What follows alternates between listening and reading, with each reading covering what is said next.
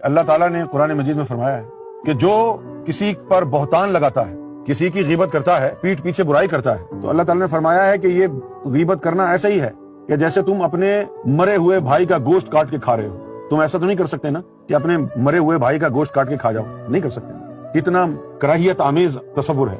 لیکن جب غیبت کرتے ہو تو اللہ کے نزدیک اتنا ہی برا ہے یہ غیبت کرنا، جیسا تمہارے نزدیک اپنے مردہ بھائی کا گوشت کاٹ کے کھانا برا ہے، اللہ کے نزدیک اتنا ہی برا عمل آپ کا یہ ہے کہ اگر آپ کسی کی پیٹھ پیچھے برائی کریں، غیبت کریں۔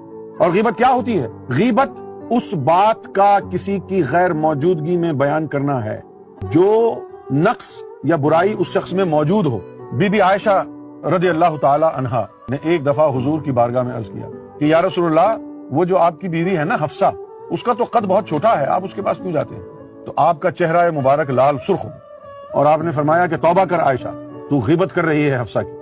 تو بی بی عائشہ نے کہا کہ میں نے کوئی غلط بات تو نہیں کی، وہ تو واقعی اس کا قد چھوٹا ہے۔ آپ نے فرمایا تبھی تو غیبت کہہ رہا ہوں میں، اس میں یہ عیب ہے اور تو اس کی غیر موجودگی میں بیان کر رہی ہے، تبھی تو غیبت کہلاتی ہے یہ۔